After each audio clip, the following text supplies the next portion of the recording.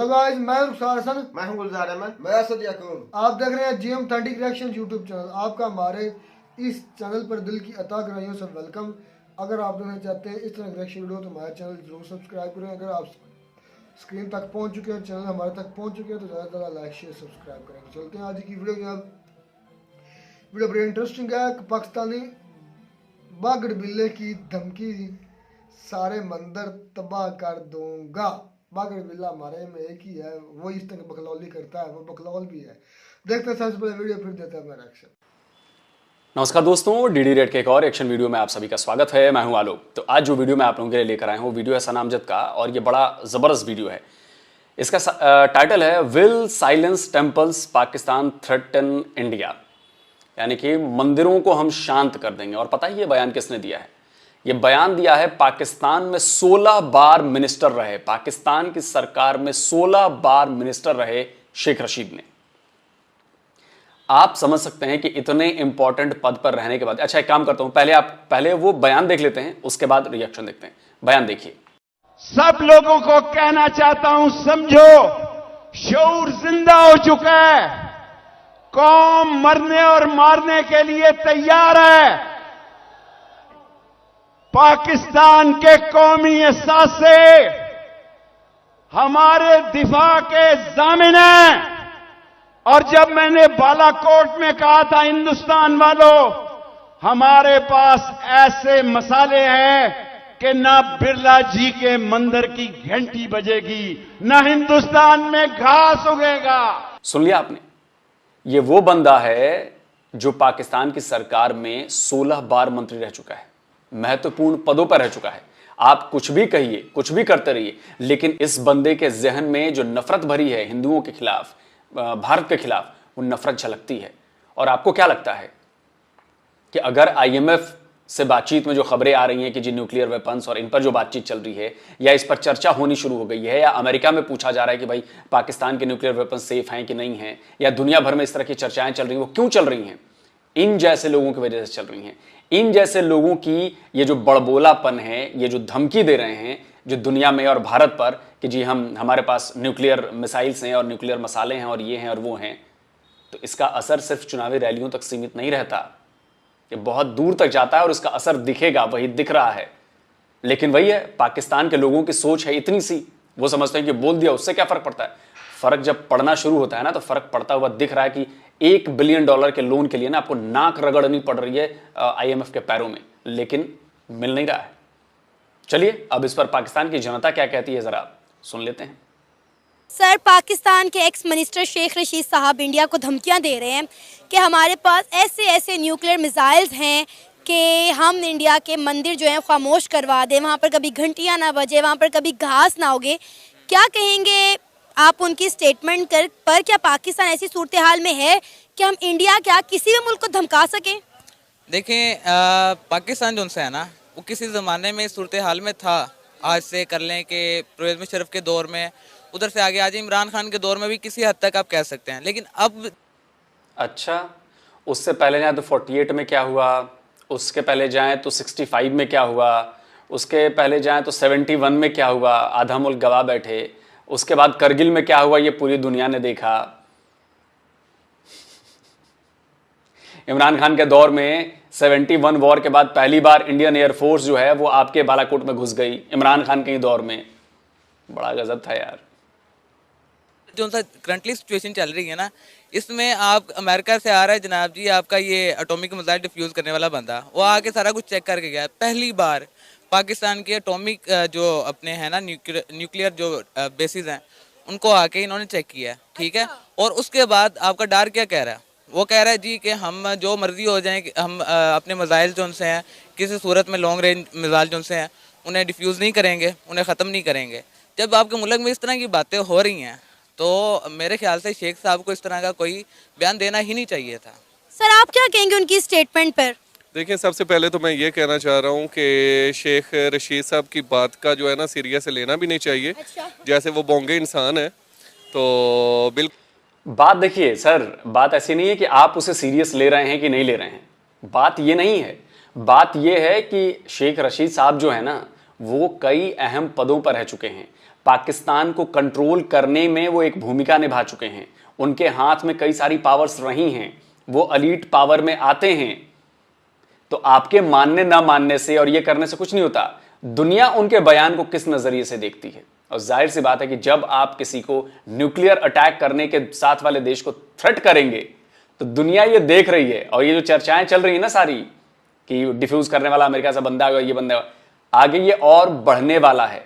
आप लोगों को शायद मेरी बातें मजाक लग रही होंगी, शायद आप लोगों को हंसी आएगी, आप उसको मूर्ख कह दीजिए, आप शेख रशीद को जाहिल कर दीजिए, आप कुछ भी कर दीजिए, लेकिन वो कई इंपॉर्टेंट पोजीशंस पर रहे हैं पाकिस्तान की सरकार में, और उनका कहा एक एक बयान पूरी दुनिया में सुना जाता है। और उस बयान का मतलब यही है कि आप धमका रहे हैं न्यूक्लियर अटैक करने की, और ये आपके खिलाफ जाएगी बात, और जा रही है। लेकिन अभी भी आप लोगों को बात समझ में नहीं आ रही। बिल्कुल भी सीरियस नहीं लेना चाहिए। और हाँ, जब अगर इस टॉपिक पे हम अगर आ गए, अगर हमारी आर्मी मतलब ये करने के लिए आ गए, तो अगर उन्होंने हमारी मसाजिद को शहीद किया तो उनके मंदिर कौन सी बड़ी बात है, हम भी शहीद कर देंगे उनको, अल्लाह माफ करे शहीद। सर उनकी तरफ से तो ऐसी कोई बात की नहीं गई ना। हाँ, तो वही तो सबसे पहले तो मैंने यही बात की है कि शेख रशीद बोंग है, तो उनकी बात को सीरियस लेना ही नहीं चाहिए। और अगर अल्लाह ना करे कोई ऐसा मामला तो होता है, अगर वो करते हैं तो हम इंशाल्लाह भरपूर उसका जो है ना, हमारी पाक आर्मी इससे मतलब स्टेबल है अल्हम्दुलिल्लाह। क्या हुआ, हमारी मईशत जो है ना डाउन चल रही है, लेकिन पाक आर्मी स्टेबल है कि हम जो है ना उसकी मुंह तोड़ जवाब दे सके। सर जंग करनी ही क्यों है? जंग आपको पता है कि एक जंग किसी मुल्क को कितने साल पीछे ले जाती है, और ये जो दौर है ना, ये वेपन की जंग का दौर नहीं, ये मौशियत की जंग का दौर है। और इस दौर में अगर इस जंग में देखें तो मुझे लगता है कि इंडिया हमसे जीत चुका हुआ है। जी बिल्कुल ऐसे है। जैसे पिछली हुकूमत पाकिस्तान मुस्लिम लीग नवाज की जो हुकूमत थी, वहाँ पे मोदी सरकार भी इधर आते थे, और मतलब जो उनके मतलब कारोबार थे इंडिया में, वो अपने काफ़ी चीज़ें बेचते थे, हम पाकिस्तान से भी जाती थी वहाँ पे, मतलब तिजारत हो रही थी वहाँ तो। लेकिन बाद में इमरान खान ने आके ना ऐसा बेड़ा गर्क कर दिया। देखिए तब मामला तो ऐसे हुए थे कि पाकिस्तान के और इंडिया के कि दोनों, अगर हम देखें ना पाक आर्मी और इंडिया आर्मी, अगर दोनों को सिर्फ इस दुश्मनी की वजह से तकरीबन हमारे भी इतने लॉसेस जा रहे हैं और इतने ज़्यादा हमारे अखराजात हो रहे हैं और इंडिया के भी हो रहे हैं। तो यही बात वही हो रही थी कि हम जो अमन पसंद लोग हैं पाकिस्तान, और अमन के साथ रहें तो ही अच्छी बात है, ताकि हमारी मईशत भी डाउन ना हो और उनकी भी ना हो। सर आपसे मेरा सवाल ये है कि इस वक्त पाकिस्तान में खाने के लाले पड़े हुए हैं और हम इंडिया को धमकियां दे रहे हैं न्यूक्लियर वेपन की, और ये वही न्यूक्लियर वेपन है जिसको कभी हम कहते हैं कि हमारे मुल्क के हालात ख़राब हैं तो हम बेचने जा रहे हैं, कभी आपको IMF कहता है कि अपना जो न्यूक्लियर प्रोग्राम है उसे आप कैंसिल कर दें, और हम इसी की तड़ियाँ लगा रहे हैं, इसी की धमकियाँ लगा रहे हैं इंडिया को, जिसके साथ हमें तजारत करनी चाहिए, अपने माहौल को, अपने हालात को बेहतर करना चाहिए। हम उन्हें न्यूक्लियर वेपन की तड़ियाँ और धमकियाँ लगा रहे हैं। देखें मेरे ना अभी जहन में आया एक बात है, ख्वाजा आसिफ जो उनसे है ना, ये चंद एक माह पहले इन्होंने एक कौमी असम्बली में खड़े होकर एक बयान दिया था कि जिस टाइम वो जो हुआ नहीं था, वो जहाज़ वाला वाकया हुआ था, पाकिस्तान उनका जहाज़ गिराया था, अभिनंदन वाला, बिल्कुल ठीक है। तो उसके बाद अभिनंदन को वापस क्यों किया गया था? ख्वाजा आसिफ साहब कहते हैं जी कि हमारे एक जर्नल हैं, वो आए और आके उनकी टांगें काम पर नहीं थी सीरियसली, और वो आके इमरान खान को कहते हैं भाई बचा लो, हम लोग 15 दिन से ज़्यादा लड़ नहीं सकते, ठीक है। जब इस तरह की आपकी सूरत हाल होगी, आपकी फौज, यकीन करें मुझे ना ये कहते हुए बिल्कुल अच्छा नहीं लग रहा कि मैं अपनी पाक आर्मी के बारे में कोई बात कर रहा हूँ। मेरी पाक आर्मी मेरी है, मैं उनके साथ खड़ा हूँ, ठीक है। लेकिन इस तरह एक चंद एक बुज़दिल इंसान थे, उनके बाद उम्मीद है कि इंशाल्लाह ताला हमारी आर्मी बहुत स्टेबल होगी उनके जाने के बाद, और इंशाल्लाह हम डिफीट करेंगे। अगर डिफीट करेंगे, अच्छा जी। आप लोग ये कहते हो ना, मैं बार बार कई बार कह चुका हूं कि हर जंग पाकिस्तान ने शुरू की है, और ये मैं नहीं कहता, ये आपके यहाँ के पाकिस्तानी एयरफोर्स के चीफ हैं वो कह चुके हैं, इसके अलावा आपकी आर्मी के लोग कह चुके हैं, हर जंग आप लोगों ने शुरू की। और हमारी सुई अटकी हुई है कश्मीर पे, कश्मीर बनेगा पाकिस्तान, उसके ऊपर हमने 3 जंगें लड़ी हैं, तीनों जंगें पाकिस्तान ने शुरू की थी, और इसमें तो कोई शक ही नहीं। सन 47 की, सन 65 की, सन 99 की, कोई इससे इख्तलाफ भी नहीं कर सकता कि हमने ये दानिशतन शुरू की थी। तो जंग हमने शुरू की थी और करगिल में हमने शुरू की। कारगिल में भी हम जिम्मेदार हाँ थे। बिल्कुल, ये मुशर्रफ साहब ने। क्यों ऐसा हम क्यों करते हैं? ऐसा करके हमें क्या मिलता है? बाद में तो हम पशेमान होते हैं, बाद में निजामत हमें ही होती है। लोग रिएक्ट नहीं करते, लोग सुनना नहीं पसंद करते। मैं हिंदुस्तान की हिमायत नहीं कर रहा, हकीकत बयान कर रहा हूँ। मैंने अर्ज किया ना, ये बिल्कुल गलत है। 60-65 बरस में उनने कोई हमला नहीं किया हम पे, हमने किया पहल। हमने 65 में एक अबॉर्टिव अटेम्प्ट की, बगैर तैयारी के हमने जंग शुरू की और फिर उसको हाफ में छोड़ दिया। 71 में एक चांस था हमारे पास कश्मीर को लेने का, वी लॉस्ट टेरिटरी है। ईस्ट पाकिस्तान भी खोया हमने, ये भी खोया। फिर उसके बाद लास्ट अटेम्प्ट कारगिल का हुई, ये भी अबॉर्टिव अटेम्प्ट थी। पूरी तैयारी नहीं थी, तीनों फोर्सेस एक लाइन पे नहीं थी, आपका फॉरेन ऑफिस उस लाइन पे नहीं था, कोई तैयारी नहीं की गई, वो बीच में फिर हमने छोड़ दिया। तो जंग शुरू करो आप, लड़ाई शुरू करो आप, अटैक करो आप। अच्छा, वो उससे याद आया यार कि पाक आर्मी बड़ी, वो 71 में क्या होता, 93,000 जो थे, 93,000 की जो पतलून उतरी थी, उसका क्या हुआ सैनिकों का? ईस्ट पाकिस्तान कुछ रिकॉल हो रहा है, याद आ रहा है कुछ? वो जनरल नियाजी इंडियन आर्मी के सामने सरेंडर करते हुए, हथियार डालते हुए, याद आया? असलियत वही है। उस पाकिस्तान के झूठ के जाल से बाहर आइए और जाकर न्यूट्रल होकर पढ़िए, तब आपको समझ में आएगा कि पाकिस्तान की फौज की औकात क्या है। समझ रहे हैं? हमारी दुश्मनी पाकिस्तान से नहीं है, हमारी दुश्मनी पाकिस्तान की फौज से है, क्योंकि सारे हमले उसने किए, हमारे लोगों को उसने मारा, हम पर अटैक किया, हमारे खिलाफ प्रॉक्सी वॉर छेड़ा, और वो सारे काम हमारे खिलाफ करती है जिससे हमें नुकसान हो। समझ रहे हैं ना? हम कंपैरिजन ही कर लें इंडिया और पाकिस्तान की आर्मी का, तो आपको पता है कि उनकी आर्मी पाकिस्तान की आर्मी से कई गुना ज़्यादा बड़ी है। ठीक है, इसके अलावा उनके पास हर एक जदीद किस्म की टेक्नोलॉजी भी है सर। अगर हम बात करें तो आए दिन कोई ना कोई नई चीज़ लॉन्च करते रहते हैं, कोई ना कोई नया तजुर्बा करते रहते हैं। हालांकि वो भी अपने डिफेंस सेक्टर पर अपने बजट का बहुत बड़ा हिस्सा लगाते हैं और हम भी लगाते हैं, लेकिन उनका बजट जहाँ पर लगता है वो पूरी दुनिया को दिखाते हैं। आपको पता है कि रिसेंटली रिपब्लिक डे पर इंडिया ने अपने जितने भी आर्म के वेपन्स हैं उनकी नुमाइश की, वो सारे मेड इन इंडिया थे, टोटली तौर पर मेड इन इंडिया थे। देखें, अब अगर अब इस तरफ आ जाए ना, तो इसमें अब मसला ये है कि पाकिस्तान जो है ना, हमारे जो सियासतदान हैं, हमारे जो कुछ लोग ऐसे हैं, मैं नाम नहीं लेना चाहूँगा किसी का, उन्हें सिर्फ और सिर्फ अपनी जेबें और अपने स्विस अकाउंट्स भरने की पड़ी हुई है। वो क्या करते हैं, इधर से ज़्यादातर जो है ना पार्ट्स और जो असला है हमारे बनता पाकिस्तान में ही है। अब वो करते क्या हैं, इधर से एक्सपोर्ट होता है, एक्सपोर्ट होकर टैक्स लगते हैं, टैक्स लग के वापस आता है। 100 रुपए की चीज़ बनी, उधर जाके 1000 रुपए की हुई, 1000 की वापस आते आते 10,000 की होगी। अच्छा, मुझे तो ये लगता था कि हम जितना भी वेपन्स हैं उसके लिए अमेरिका और जो है चाइना उस पर डिपेंड करते हैं। आपसे पहली दफ़ा सुनने को मिला कि ये पार्ट जो है हम बनाते हैं। नहीं, ऐसी बात नहीं। पाकिस्तान 5वां मुल्क है बड़ा जो अब वेपन्स बनाता है अपने। ठीक है, हम ये बात नहीं कर सकते कि हम शो ऑफ नहीं करना चाह रहे। मतलब बहुत सारे ऐसे मामलाते हैं हमारे पाक आर्मी के जो अंदर ही रहने चाहिए, क्योंकि हम शो ऑफ नहीं करना चाह रहे, अपने आप को दिखाना नहीं चाह रहे।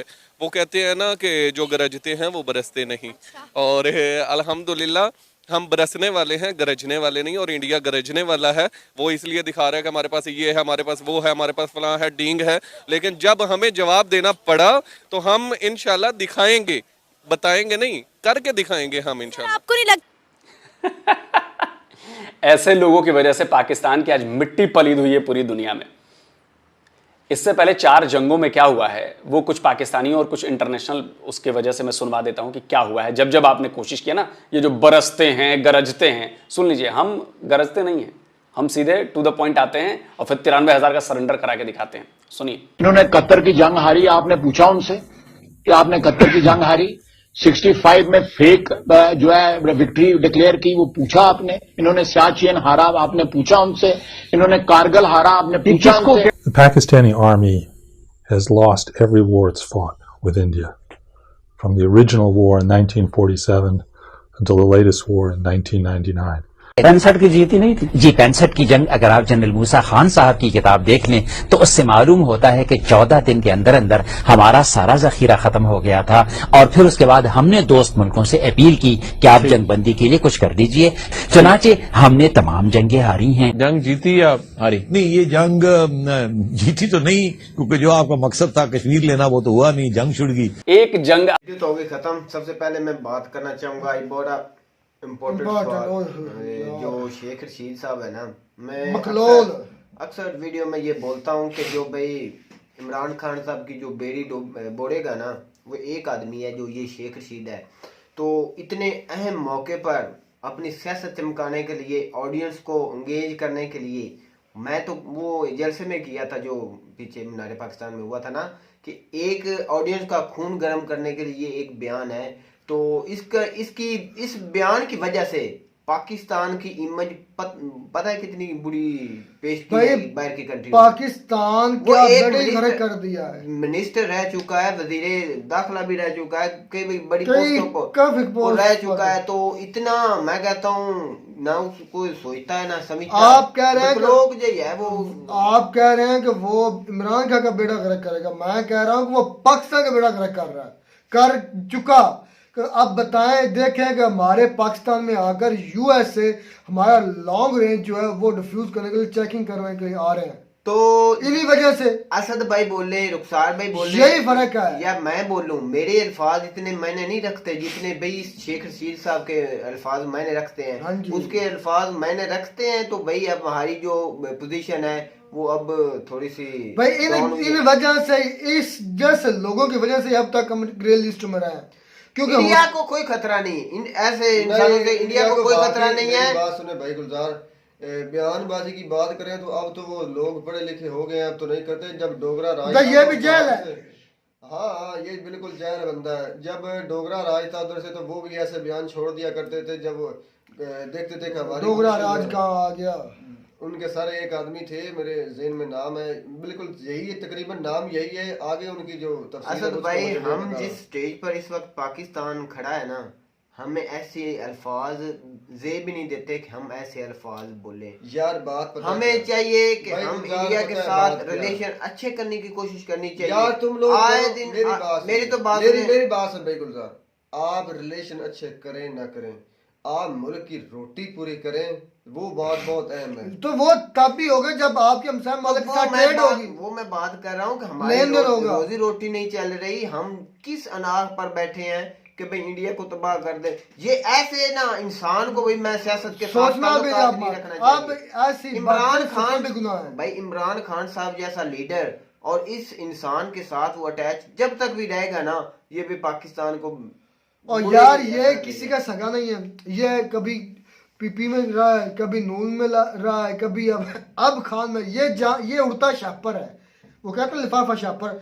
ये जिस तरफ हवा चलती है उस तरफ उड़ के चला जाता है। ये उन लोगों में चंद में आज इमरान खान साहब की जो है ना पॉपुलरिटी जो होती है, पॉपुलरिटी वो कम होना इस जैसे इंसान में यार वो नहीं हो, कितने उससे पीछे निकल जाए यार। इस वजह से कम नहीं होगी क्योंकि इमरान खान इसमें इतना घास नहीं डालते।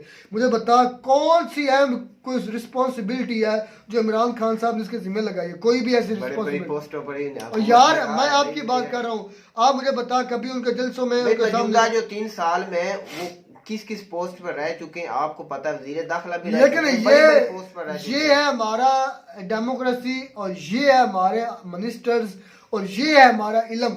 आज तक हमारे हमसाए इंडिया के लोगों ने आज तक इस तरह की बात पूरे जो उसकी हुकूमत है ना, हुकूमती रहनुमा में मैंने कभी भी इल्जाम उन्होंने आवाज नहीं उठाई कि भाई हम एटमी बम हमला कर सकते हैं, कभी भी हमने नहीं सुना। डिप्लोमेटिक तरीके से काम करते हैं। जब इस जैसे भौंकते हैं ना तो वो हंसते तो हैं खुद बैठकर, लेकिन इनकी ये भौंक वो आलमी लेवल पर जाकर सुनाते हैं। ये आवाज किस लिए? ये पाकिस्तान के नुकसान के लिए उन्होंने आवाज, ये इंडिया नहीं इससे कोई अच्छा इंडिया को ये पाकिस्तान की बैड इमेज। अच्छा यार, जहाँ पर भी वार की बात आती है ना, ये लोग सिर्फ वो सीना चेड़ा कर देते हैं। सीना चेड़ा करना चाहिए यार, करना चाहिए। अगर आपके खून में है ना तो खुद को चैलेंज दो, मैं जैसा मैं देता हूँ। अगर आपके बाकी खून में बहादुरी, आप ही के खून से जाते हैं ना आर्मी में लोग, और हमारे ही खून से हमारे लोग जाते हैं आर्मी में, तो मैं खुद चैलेंज देता हूँ, आलोक सर ले लें या कोई और बंदा ले लें, तो मेरे साथ भाई मुकाबला करो। मजा मर्दानगी का खून में होता है, जज्बे में होता है।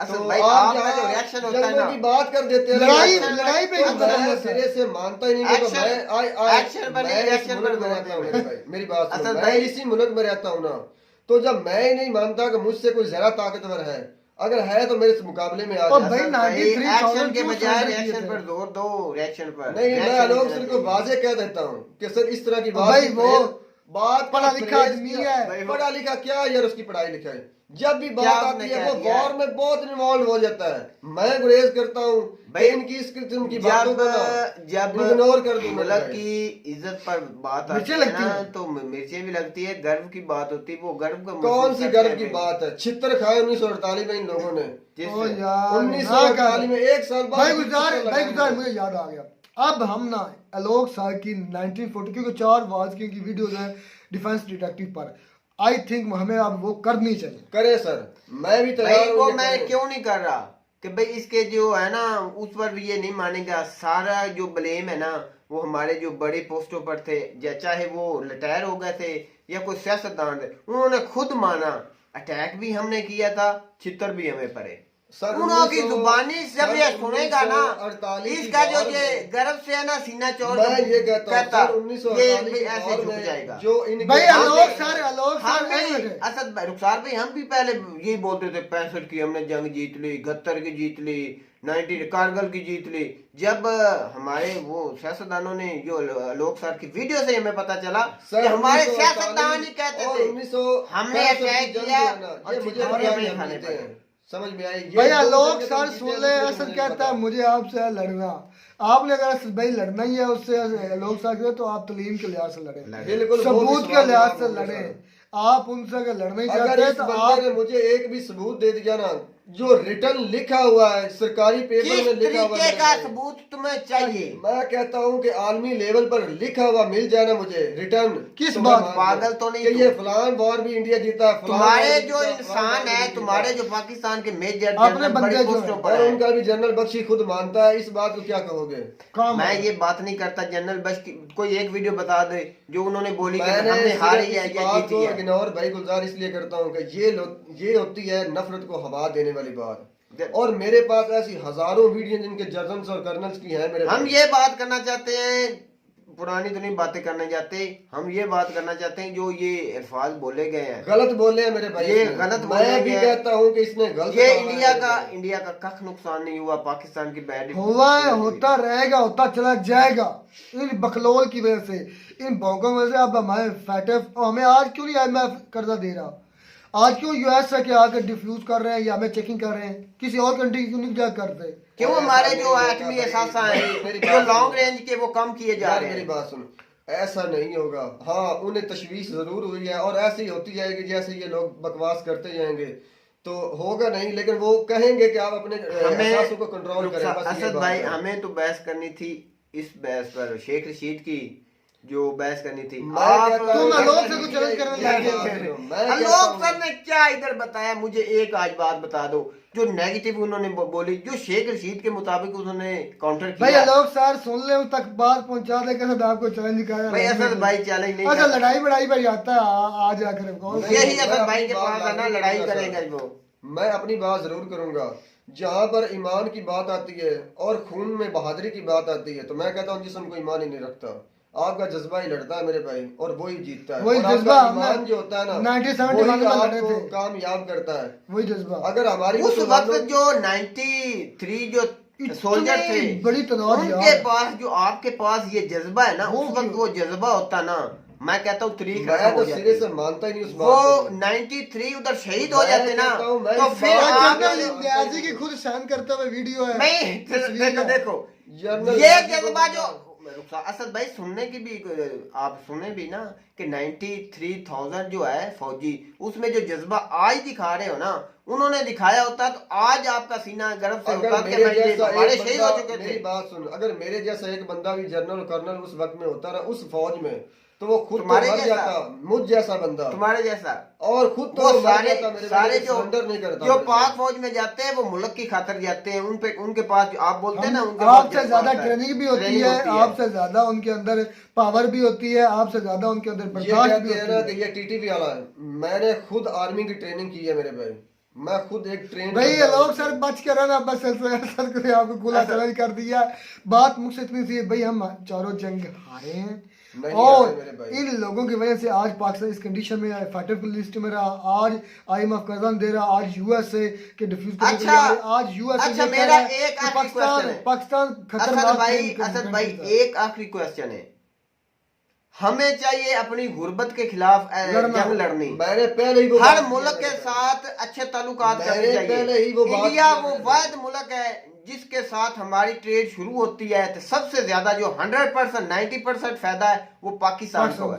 और ऐसे बयान देना उस हवा को भाई और लगता है तो हमारे मैंने वीडियो के लिहाज से कहा था कि इसने शेख रशीद ने गलत किया मेरे भाई। तो उम्मीद करते हैं आपको हमारी ये वीडियो अच्छी लगी होगी। वीडियो अच्छी लगी तो हमारे चैनल जरूर सब्सक्राइब करें। मिलते हैं नए वीडियो में नए ढंग से, तब तक दीजिए इजाजत, अल्लाह हाफिज।